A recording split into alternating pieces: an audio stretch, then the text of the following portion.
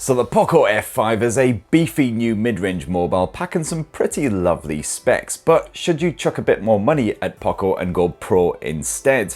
Well, let's do one of those side-by-side comparison jobbies to see which one might be best for you, the Poco F5 or the Poco F5 Pro. And for more on the latest and greatest tech, please do subscribe and ding that notifications bell. Cheers! Well, first up, there's not much difference when it comes to what's packed inside of the box. You've got yourself one Poco smartphone, a reasonably dinky 67-watt power adapter, a hot bit of USB cable action, and oh yes, a prophylactic Poco case so your blower doesn't get all banged up.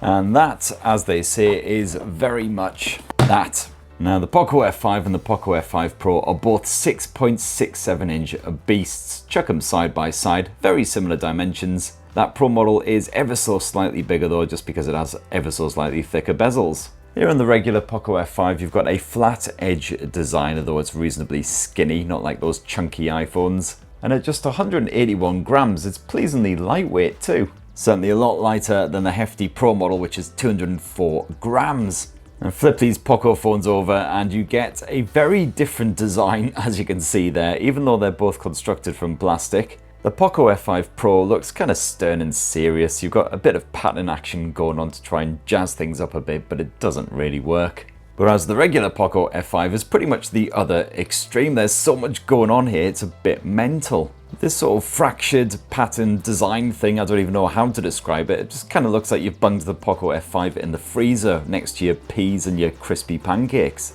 And that pattern actually morphs as well as you tilt the phone about the place. It's absolutely hypnotizing. Seriously, Saturday night, just drop a couple of pills and stare at this thing. But yeah, they are both constructed from plastic, which will scratch up reasonably easy unless you slap on the condom case. However, you do have Gorilla Glass 5 up front for a bit of extra hardiness. You've got pre-installed screen protectors slapped on both of them as well, so no worries there. And both of these Poco phones are IP53 splash resistant, so it doesn't matter if they get a wee bit moist. Just give them a towel and down, they should hopefully be alright. The actual software experience is the same on both the Poco F5 and the Poco F5 Pro. You've got the latest, freshest Android 13 with Xiaomi's own MiUI 14 slapped on top of that. And these phones should receive the same level of software support from Poco as well. So I'm talking about 2 Android OS updates and around 3 years of security updates. Unfortunately, all Poco and Xiaomi phones are absolutely loaded with crapware when you first boot them up. So you'll have to spend a reasonable amount of time just going through uninstalling all of this bollocks. Good old tile fun. It's been loaded on every single Xiaomi and Poco phone I've reviewed in the past 5 years, 6 years. Haven't played it so far and I'm not going to start today. You got all the same MiUI features on both these phones as well, the likes of the video toolbox. Plenty of customization options, including a healthy selection of themes that you can download and chuck on there. And the security app is one that's actually pretty good, can perform a full health check on your phone and acts as a hub to various other features. The likes of block listing, which is becoming essential these days, and the game turbo feature, which I'll bang on about soon. Both the Poco F5 and the F5 Pro come with a generous 256 gigs of storage space, although that's not expandable via micro SD. You can only slip 2 SIMs into that SIM tray. Both SIMs do support 5G, however, and when it comes to the security, well, it is a very different option on both. It's actually an edge-mounted fingerprint sensor here on the regular Poco F5, whereas the Poco F5 Pro goes for your more typical optical fingerprint sensor, which is built into that display. Personally, I do prefer a physical sensor like the one on the regular Poco F5, but I've got no complaints whatsoever with the optical scanner here on the F5 Pro. So what about those mighty 6.67-inch displays on these Poco F5 series blowers? Well, it's AMOLED tech on the pair of them, so that means nice sharp contrast. You got deep inky blacks, nice crisp clean whites. And you got full support for not only HDR10 playback but Dolby Vision on the pair of them as well. The result is your movies will look absolutely stunning on either of them, although the resolution is crisper on the Poco F5 Pro. It's a Quad HD Plus display, 3200 by 1440, compared with the Full HD 2400 by 1080 pixel resolution on the regular Poco F5. Yeah, you can notice a difference when you stick these phones side by side and scrutinize them, but otherwise the Poco F5 does a sterling job for all of your media streaming needs.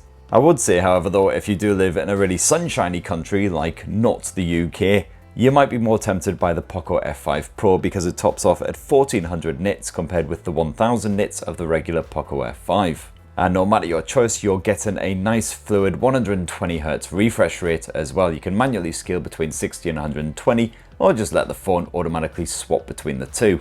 Both of these phones also boast a stereo speaker setup, but is there any actual difference? Well, let's find out. Starting with the regular Poco F5. Right here is the Asus ZenBook S13 OLED, an obscenely light and skinny Windows laptop that packs in a supernatural amount of power and features despite its weeny size. And now the Pro model. Despite its weeny size. I mean, frankly, it's ridiculous, and I've been using the ZenBook S13 OLED for over a week now, ahead of the official launch. And there's certainly not much in it at all, but I would say the Poco F5 Pro is ever so slightly louder than the regular Poco F5. And they both pump out reasonably crisp audio, even when you do max them out.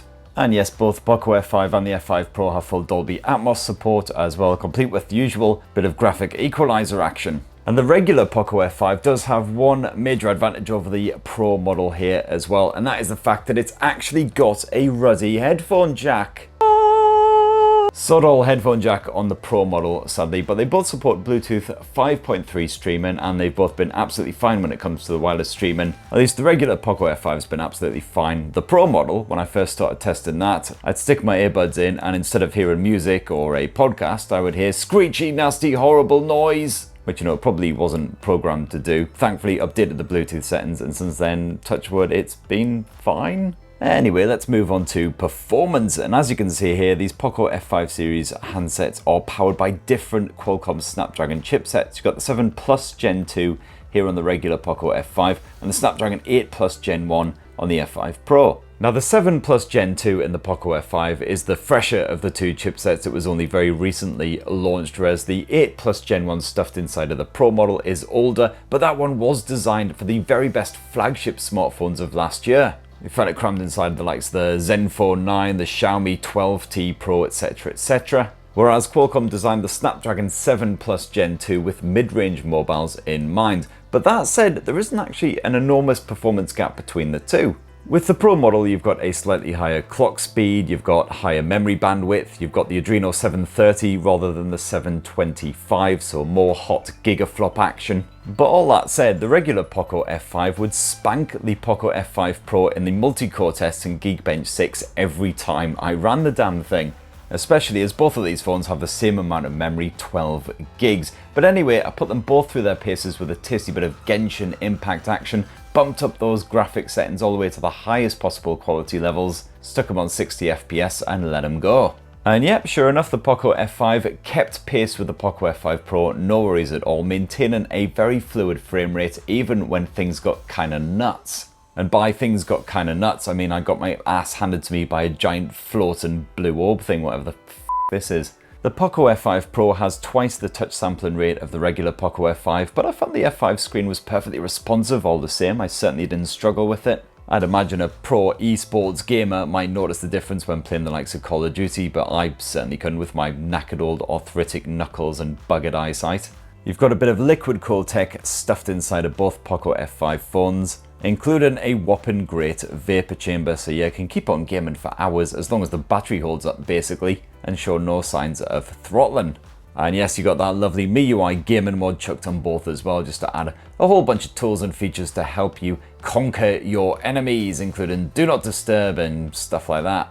As for the battery life, well, once again, there's not much of a gap at all between the regular Poco F5 and that F5 Pro model. You've got a 5000 mAh battery versus the 5160 mAh stuffed in the Pro. And they both seem to drain at a very similar rate when you're streaming videos or just browsing the web or whatever. I've actually used the Pro as my full-time phone for over a week, and certainly I never struggled to make it to the end of a very busy day without at least a little bit of juice left in the tank. That's with around 5 to 6 hours of screen on time and plenty of audio streaming in the background as well. And then when it comes to powering them back up again, they both support 67 watt wired charging, so you can just bung a cable in them for 20-30 minutes in the morning and juice them up. But if you want wireless charging, well, that's Pro only, unfortunately. 30 watt wireless charging, you don't have that on the regular Poco F5. So let's finish up this Poco F5 unboxing and F5 Pro comparison with a squint at the camera tech. And this is actually nice and easy because it's the same camera hardware on both a 64 megapixel primary shooter with optical image stabilization, backed by a basic 8 megapixel ultra wide angle and 2 megapixel macro shooter. Now it's the exact same camera app and camera UI on both. That said, there are some differences between the two. For instance, the Poco F5 Pro has proper eye focus and also motion track and focus, which you don't get on the regular Poco F5. As you can see there, it can detect faces, however. Apart from that, it's very similar camera experience. The shutter speed, nice and nippy. And as you would imagine, there's not really any difference at all in the quality of the samples that I shot on the Poco F5 versus the F5 Pro. Both perfectly capable cameras, certainly when the lighting is decent, and in more ambient light, as long as your subject doesn't move around like an absolute mentalist, then it's all good too. I particularly like the portrait effects on the Poco F5 and the Poco F5 Pro. Nice bit of bokeh action, really helps your subject to stand out. And these phones didn't struggle with slightly trickier conditions like high contrast either. And definitely go check out my full Poco F5 Pro review for more on the photo quality.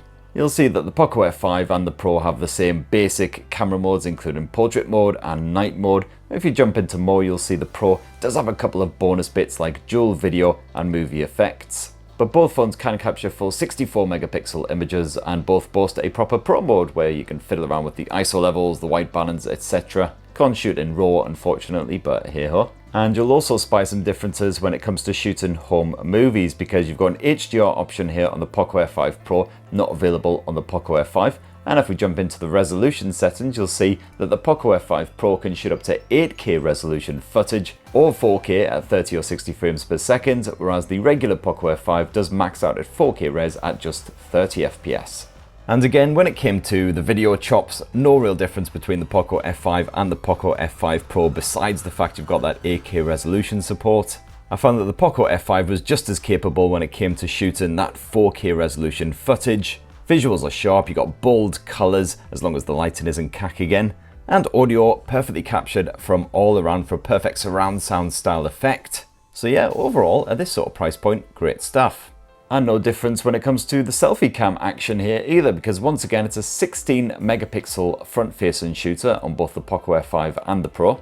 And this does the job absolutely fine for your everyday selfies. You want to share them online, even if you're shooting against a bright sky, or capturing yourself in the club or some other ambient environment where light is at a premium. It's all good. And the Poco F5, just like the Poco F5 Pro, maxes out at full HD resolution, no 4K shenanigans for that front facer, but you know, it's still absolutely fine if you want to do a bit of Skype and Zoom and whatever. And there you have it, my lovelies. That, in a delicious little nutshell, is the Poco F5 versus the Poco F5 Pro. So quite a few differences between them, starting with the wacky design of the Poco F5, which I actually prefer, and it's got a few other advantages over that Pro model, like the headphone jack. Likewise, the performance, there isn't the gulf that you might expect between the two. The battery life is still sublime. So which one are you more tempted by? It'd be great to hear your thoughts down in the comments below. Please do subscribe and ding that notifications bell for more on the latest and greatest tech. And have yourselves a ruddy wonderful rest of the week. Cheers everyone. Love you.